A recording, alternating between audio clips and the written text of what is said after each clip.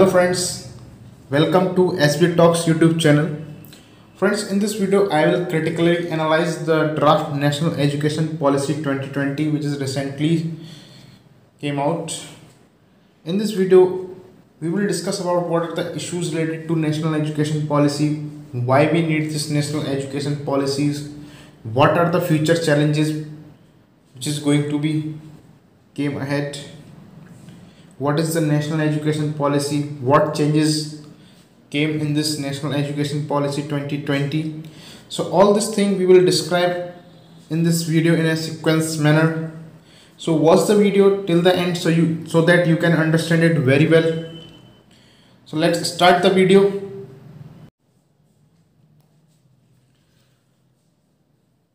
So let's start the video and try to understand what the draft National Education Policy 2020. Over the years, the Indian government and institutions have been working to reform the existing education model and have been successful on many counts. Yet there are several issues that the Indian education system is grappled with. दोस्तों, Indian government कई सालों से education के लिए काम करती आ रही है, एजुकेशन रिफॉर्म के लिए, एजुकेशन को बढ़ावा देने के लिए। आपने देखा होगा गवर्नमेंट ने कई सारे अमेंडमेंट किए कॉन्स्टिट्यूशन में, नए नए एक्ट्स बनाए, राइट टू एजुकेशन एक्ट आया, आर्टिकल 21A ऐड किया गया जिससे कि एजुकेशन को बढ़ावा दिया जा सके और एजुकेशन को एकदम लास्ट तक पहुंचाया जा सके, जो हर जगह कंट्रीज़ में सब जगह पहुंचाया जा सके, जिससे कि लोग ज़्यादा से ज़्यादा पढ़े लिखे हों, जिससे कि उन्हें आसानी हो। तो इंडियन गवर्नमेंट ने अब तक काफ़ी प्रयास किए, रिफॉर्म्स किए नेशनल एजुकेशन बढ़ावा देने के लिए। इसी के साथ साथ कई सारी पॉलिसीज़ भी आई पहले, एजुकेशन को किस तरीके से उसका इम्प्लीमेंटेशन होना चाहिए, किस तरीके से मेंटेनेंस होना चाहिए, किस तरीके से उसमें फंडिंग होनी चाहिए। तो सारी चीज़ पहले भी थी लेकिन अब उसको और बेहतर तरीके से बनाया जा रहा है। तो इसी चीज़ को देखते हुए इंडियन गवर्नमेंट ने नेशनल एजुकेशन पॉलिसी 2020 को ड्राफ्ट किया है। चलिए उसको हम समझते हैं क्या है नेशनल एजुकेशन पॉलिसी 2020। तो उससे पढ़ने से पहले हम देखेंगे जो हमारे इंडियन एजुकेशन सिस्टम है उसमें क्या क्या इशूज़ थे, किस वजह से हमें जो नेशनल एजुकेशन पॉलिसी 2020 दोबारा से लानी पड़ रही है, जिससे कि जो इशूज़ थे वो टैकल किए जा सकें और उनको प्रॉब्लम जो इशूज़ हैं उनको सॉल्व किया जा सके। चलिए हम बात करते हैं issues in Indian education system. Some of these issues can be summed up as follows. The first issue is inadequate government funding. The country spent 3% of its total GDP on education in 2018-19 according to the economic survey, which is very less in comparison to the developed and OECD countries. दोस्तों हम पहले बात करें जो issue हमारा funding को लेके बहुत बड़ा इशू है। दोस्तों जो हमारी जो GDP है 200 लाख करोड़ की, वो जो GDP है उसका सिर्फ हम 3% ही जो है एजुकेशन में यूज़ करते थे, जो कि बहुत कम है। ये जो आंकड़ा दिया है, जो इकोनॉमिक सर्वे था 2018-19 का, उसमें आपको डाटा दिया गया था कि Indian government use only 3% of the total GDP on education, which is very less in comparison to developed country like America, Canada, उनके इंग्लैंड, ब्रिटेन, जो भी कंट्रीज़ हैं, यूरोपियन कंट्रीज़ हैं, जर्मनी, फ्रांस, उनके कंपैरिजन किया जाए, उनसे कंपैरिजन किया जाता है बहुत ही कम है GDP का, as well as OECD countries. Second हमारा जो इशू है वो है लैक ऑफ इंफ्रास्ट्रक्चर। फंड के साथ साथ दोस्तों इंफ्रास्ट्रक्चर है वो भी काफ़ी उस लेवल का नहीं है, काफ़ी अच्छा इंफ्रास्ट्रक्चर नहीं है। जैसे कि आप देखते होंगे स्कूल्स जो हैं, गवर्नमेंट स्कूल्स इतने अच्छे नहीं है, इतनी अच्छी फैसिलिटीज़ नहीं है बच्चों के पास स्कूल्स में टीचर के लिए। Most of the schools are not yet compliant with the complete set of right to education infrastructure. They lack drinking water facility, a functional common toilet and do not have separate toilets for girls. तो दोस्तों जो right to education policy आई थी, right to education act आया था, उसके तहत कुछ इंफ्रास्ट्रक्चर डिफाइन किया था कि स्कूल्स का इंफ्रास्ट्रक्चर इस तरीके से होना चाहिए, ड्रिंकिंग वाटर फैसिलिटीज़ होनी चाहिए, pure and fresh drinking water facilities होनी चाहिए, फंक्शनल कॉमन टॉयलेट्स होने चाहिए, and do not have separate toilet और and having a toilet separate for the girls, girls के लिए टॉयलेट सेपरेट होने चाहिए, कॉमन टॉयलेट्स होने चाहिए, ड्रिंकिंग वाटर फैसिलिटीज़ होनी चाहिए, स्पोर्ट्स फैसिलिटीज़ होनी चाहिए। तो इस तरीके की जो फैसिलिटीज़ से प्रॉपर ग्राउंड होना चाहिए, प्रॉपर एनवायरनमेंट होना चाहिए, बैठने की व्यवस्था अच्छे से होनी चाहिए। तो हर चीज़ का जो इंफ्रास्ट्रक्चर था वो राइट टू एजुकेशन एक्ट था, उसमें इंफ्रास्ट्रक्चर के बारे में बात किस तरीके से होना चाहिए, लेकिन वो अभी तक वहाँ पे लैक है काफ़ी बड़ा। थर्ड इशू है हमारा poor global ranking of institutions. तो दोस्तों जैसा कि आपने सुना होगा, हर साल रैंकिंग आती है वर्ल्ड लेवल पे, नेशनल लेवल पे, उसमें अपने इंस्टीट्यूशंस देखते हैं कि उनकी रैंकिंग क्या है। हम देखते हैं अपने इंस्टीट्यूशन जो है वो टॉप 100 में नहीं आते हैं। तो इसी चीज़ को लेके यहाँ पे थोड़ा सा काफ़ी ग्लोबल रैंकिंग है इंडियन इंस्टीट्यूशंस की, वो काफ़ी पुअर है। Very few Indian universities are featured in the top rankings of the world primarily due to the low faculty student ratio and the lack of research capacity. तो इसका दो main कारण है जिससे कि हम जो ग्लोबल इंस्टीट्यूशंस हैं, बेस्ट इंस्टीट्यूशंस है, उसमें हम नहीं आ पाते। उसका सबसे बड़ा जो दो रीज़न दिए गए वो हैं कि जो फैकल्टी स्टूडेंट्स का रेशियो है वो बहुत कम है, जो रेशियो होना चाहिए, जो डिफाइंड है, यूनिवर्सल डिफाइंड रेशियो, उससे बहुत कम है। और दूसरा है जो लैक ऑफ रिसर्च कैपेसिटी, जो इंस्टीट्यूशनों में रिसर्च कैपेसिटी है, रिसर्च एंड डेवलपमेंट का वर्क है, वो इंस्टीट्यूशन में बहुत ही कम है। बहुत ही कम इंस्टीट्यूशंस में इसकी फैसिलिटीज़ है जो प्रोवाइड की जाती है बच्चों को, बाकी सब में इस तरह की फैसिलिटीज़ बहुत ही कम या उतने अच्छे तरीके से नहीं मिल पाती है। इस वजह से हम जो हमारी जो ग्लोबल रैंकिंग है वो उसमें इंडिया के जो इंस्टीट्यूशंस हैं वो पुअर रैंकिंग में आते हैं। फोर्थ इशू है हमारा no coherence between education and demand of industry.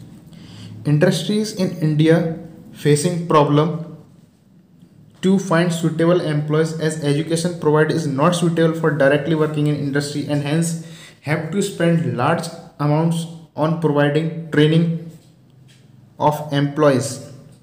दोस्तों जैसा कि मैं बात करें कि रिसर्च एंड डेवलपमेंट का जो काम है, रिसर्च कैपेसिटी इंस्टीट्यूशन की वो इतनी अच्छी नहीं है, जिससे कि क्या होता है जो इंडस्ट्रीज की जो डिमांड रहती है कि उनको बच्चे इस तरीके से कि पहले से ही ट्रेंड हो, पहले से ही अच्छे तरीके से उन्हें रिसर्च एंड डेवलपमेंट का काम किया, जिससे कि वो इंडस्ट्रीज की नीड्स को मीट कर पाए। तो वो यहाँ पे जो डिमांड रहती है वो यहाँ पे फुलफिल नहीं हो पाती है। तो इसलिए कंपनीज को क्या करना पड़ता है, उन्हें जब अपॉइंट करने के बाद दोबारा फिर ट्रेनिंग दी जाती है उनके काम के अकॉर्डिंग, जिससे कि उसके बाद वो फिर हायर किए जाते हैं। तो ये बहुत बड़ा गैप है जो कि फुल करना चाहिए उस लूप को, जिससे कि जब कंपनी डायरेक्ट रिक्रूट करे तो ऑलरेडी जो स्टूडेंट्स हैं वो उन्हें पहले से ही ट्रेनिंग उस चीज़ की और रिसर्च उस पर होनी चाहिए, जिससे कि जल्दी से जल्दी सारे काम हो सकें और इंडस्ट्रीज़ को अपने अकॉर्डिंग एम्प्लॉयज़ मिल सकें, और जिससे कि अलग से इन्वेस्टमेंट कंपनी को ना करना पड़े और कंपनी जो अपना इन्वेस्टमेंट ट्रेनिंग पर देती है वो कहीं और यूज़ कर सके। Next issue is inadequate teacher and their training. The 24:1 of India is very lower than Sweden's 12:1, Britain's 16:1, Russia's 10:1 and Canada's 9:1. Moreover, the quality of teachers who are sometimes appointed politically or are not trained adequately in another huge challenges.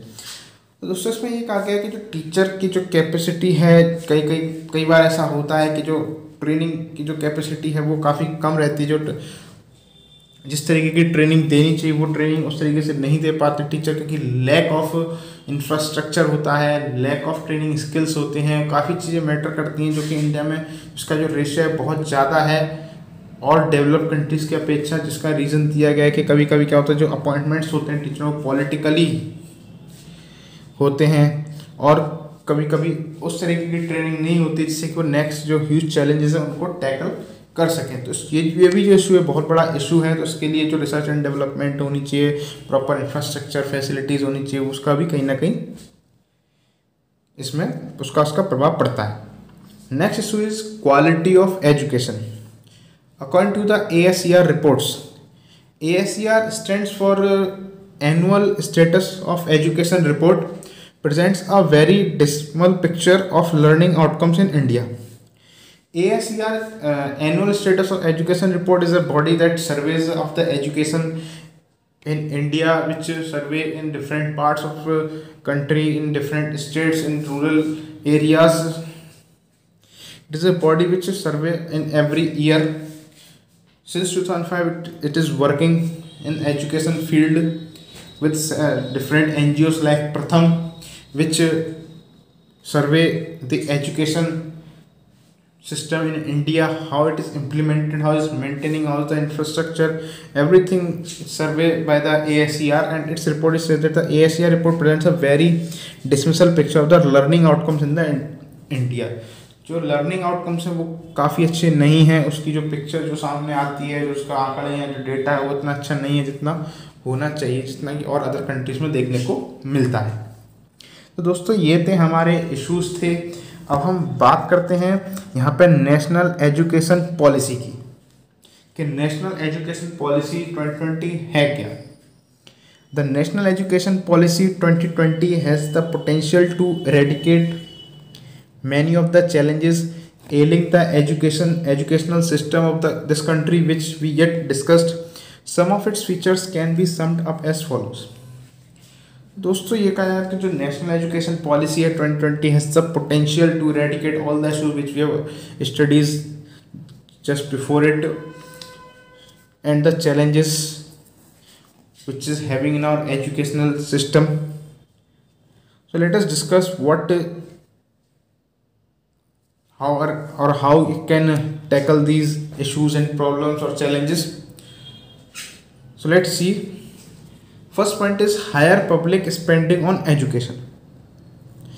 It will be raised to 6% of the GDP. Ministry of Human Resource Development to be renamed Ministry of Education.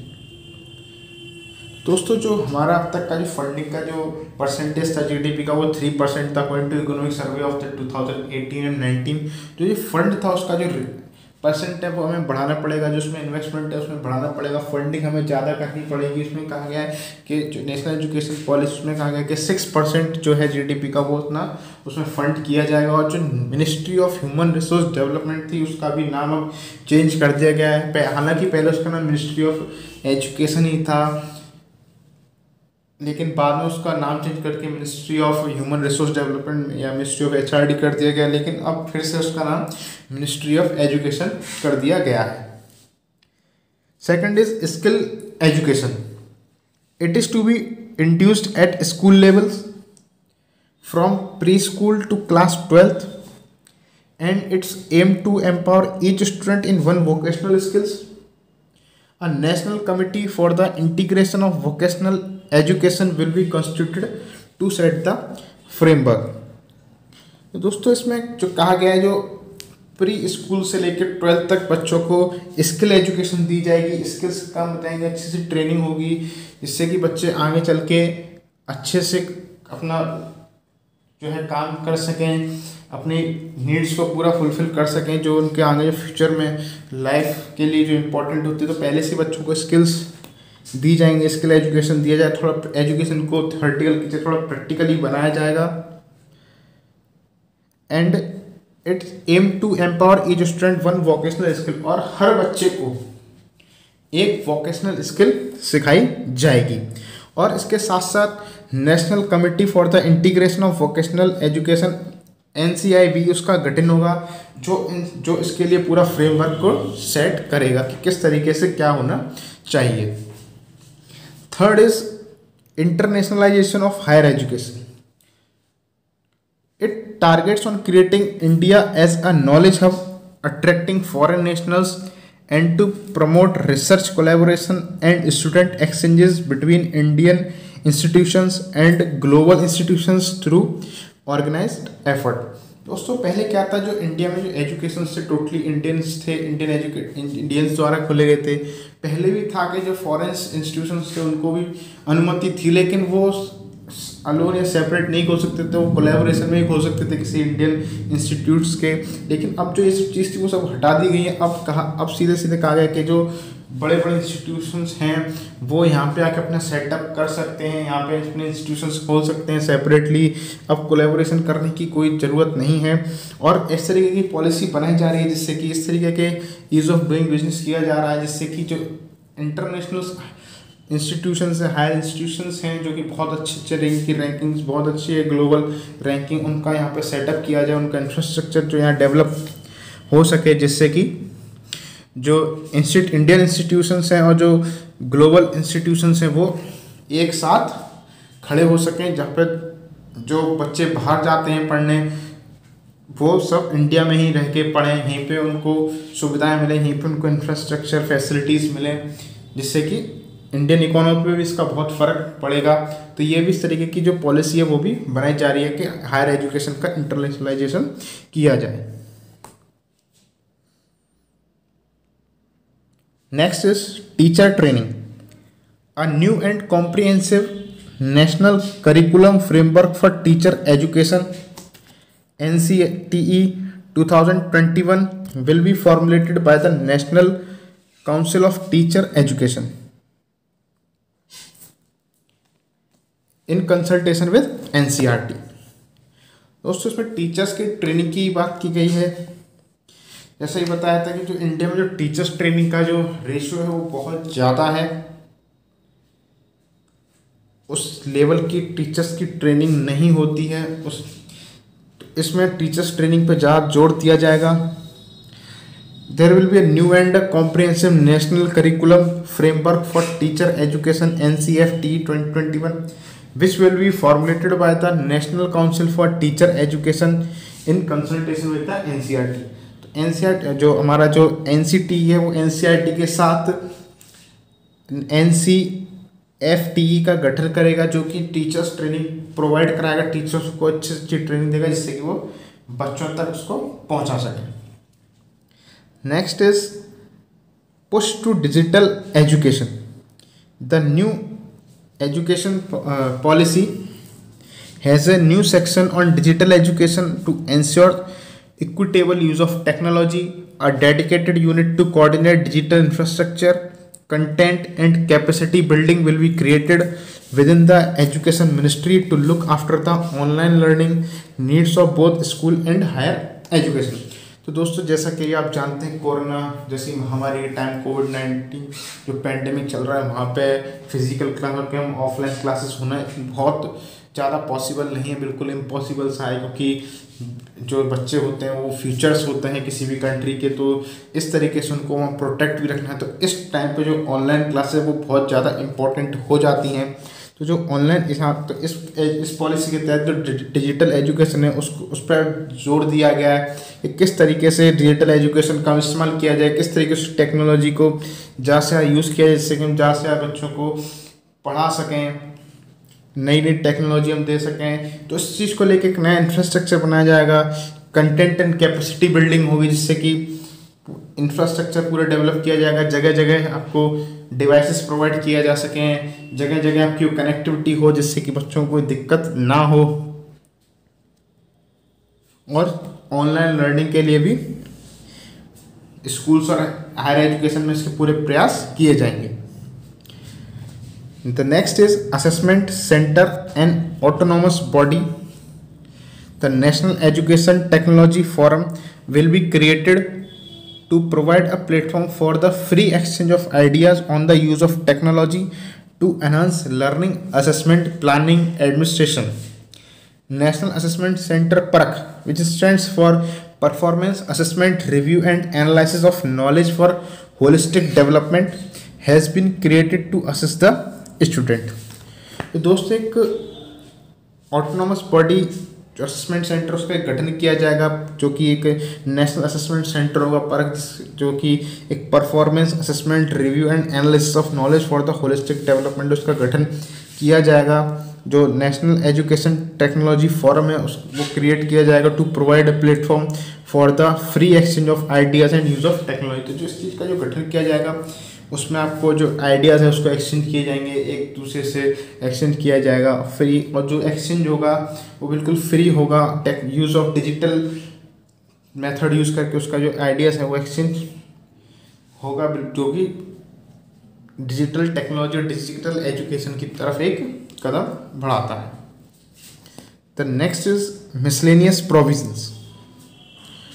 जो extra जो बात की गई है national education policy में, उसके किस तरीके से चेंजेस किए जाएंगे, पूरे स्टडी जो चलता आ रहा था अब तक 10+2 उसमें किस तरीके के चेंजेस किए गए हैं वो सब इसमें बताया गया। It also envisions universalization of early childhood education from age 3 to 6 by 2030, child's mother tongue being used as a medium for instruction till class 5th, and a departure from 10+2 format to 5+3+3+4।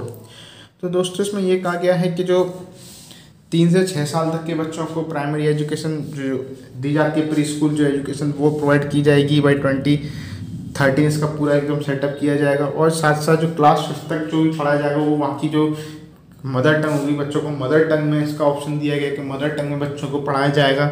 और इसके साथ साथ जो अब तक जो चला आ रहा था 10+2 वाला फॉर्मेट है, उस फॉर्मेट को पूरी तरीके से ख़त्म कर देंगे।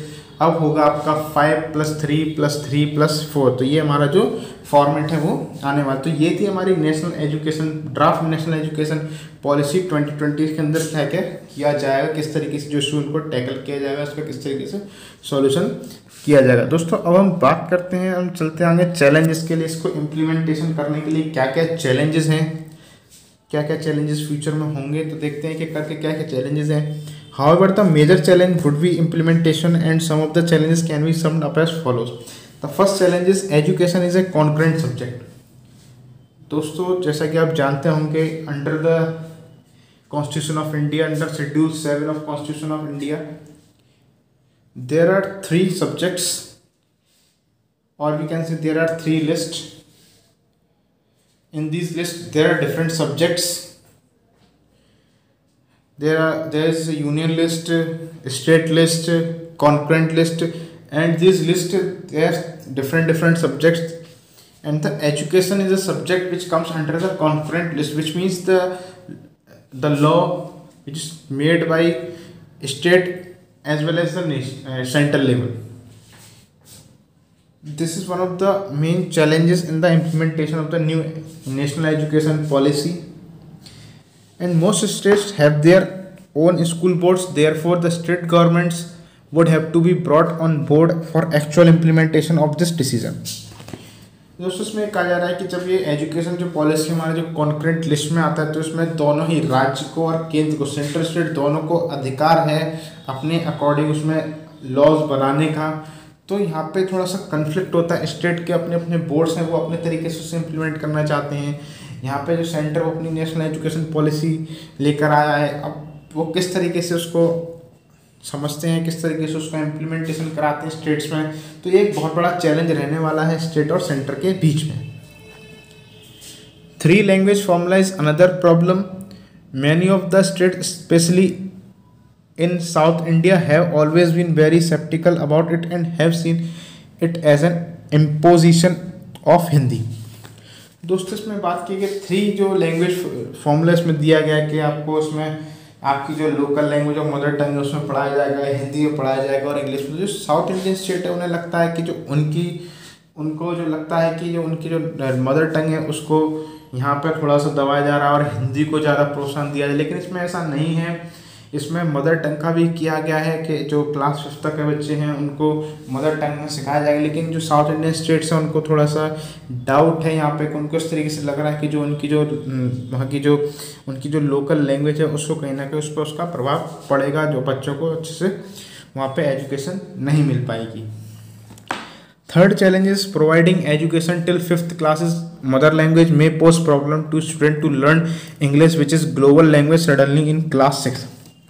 दोस्तों जैसे पहले होता था कि जो इंग्लिश की क्लास 6th 7th 8th में स्टार्ट की जाती थी तो बच्चों को समझने में पढ़ने में काफ़ी दिक्कत आती थी। उसके बाद क्या हुआ, जो इंग्लिश लैंग्वेज था वो शुरू से ही क्लास 1 से बल्कि क्लास नर्सरी से ही आपको धीरे धीरे सिखाना चालू कर देते हैं, अल्फ़ाबेट सिखाते हैं, फिर उसको वर्ड बनाना, उसको बोलना सिखाते हैं। लेकिन अब जो इसमें एजुकेशन पॉलिसी आई उसमें ये कहा गया है कि स्कूल्स चाहें तो क्लास 5 तक मदर टंग में पढ़ा सकते हैं, लेकिन उसके बाद जो चैलेंज ये रहेगा जब कोई बच्चे जब क्लास 6 में है उसके लिए अचानक से एक नई लैंग्वेज वो सीखना इतना आसान नहीं रहेगा, क्योंकि कोई भी जब कोई बच्चा नई चीज़ सीखता है तो जितनी नई उम्र में वो सीखेगा उसको उतना अच्छे से सीख पाएगा। जब क्लासेस में बच्चा आ जाएगा तो काफ़ी उस हिसाब से बड़ा हो जाएगा तो उसका इतना इंटरेस्ट भी नहीं रहेगा सीखने का, और उसको थोड़ी सी दिक्कतें भी आएंगी। और इंग्लिश जो है कि वो ग्लोबल लैंग्वेज है तो उसमें भी बहुत दिक्कत आ सकती है। तो ये एक बहुत बड़ा चैलेंज रहने वाला है, तो उसको किस तरीके से टैकल करती है गवर्नमेंट वो भी हमें देखना पड़ेगा, इसका किस तरीके से इम्प्लीमेंट होगा। दोस्तों ये थे हमारे चैलेंजेस। अब हम बात करते हैं इसका कंक्लूजन। तो क्या कंक्लूजन हो सकता है इसका? National education policy 2020 sweeping in its vision and seeks to address the entire gamut of education. It acknowledges the 21st century need for mobility, flexibility, alternate pathways to learn and self-actualization, and can prove to be a game changer for India.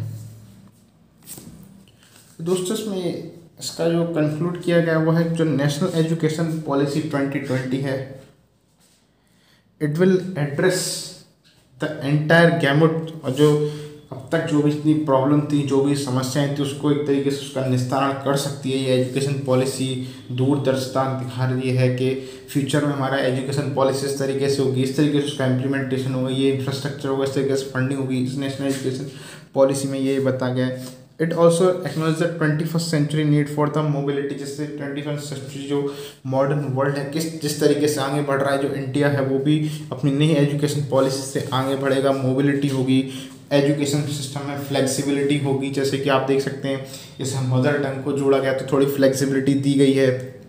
Mobility है कि जैसे digital technology का use है, alternate pathway digital technology का use होगा, training होगी, research work किया जाएगा, and self actualisation and can prove to be a game changer. और ये एक गेम चेंजर पूरी तरीके से साबित हो सकता है जब इसमें पूरी तरीके जो पूरा इंफ्रास्ट्रक्चर बदल दिया जा रहा है। जब पूरा 10+2 था तब वो 5+3+3+3 स्किल एजुकेशन दिया जाएगा, जिससे क्या हो सकता है जो आगे के जो बच्चों को ज़रूरत होती है वो पूरा गेम चेंजर हो सकता है। जो किसी भी इंडस्ट्री को अपने हायर करती है, जब किसी भी एम्प्लॉय को जिसको ज़रूरत होती है उस हिसाब से वो एम्प्लॉय को हायर कर पाएँ, तो ये पूरी तरीके से एक गेम चेंजर है। तो दोस्तों ये था हमारा ड्राफ्ट नेशनल एजुकेशन पॉलिसी 2020, जिसमें हमने इश्यूज़ के बारे में पढ़े, चैलेंजेस के बारे में पढ़े, क्या पॉलिसी है और किस तरीके से उसको इम्प्लीमेंट कराने में दिक्कत आ सकती है। तो ये थी दोस्तों national education policy 2020। I think you will understand very well. Read once more so that you can understand very well. If you have any doubt, comment in the comment box so that I can solve your query. Thank you for watching this video, and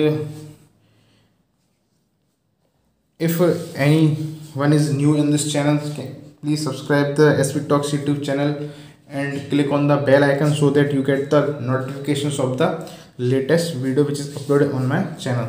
Thank you for watching.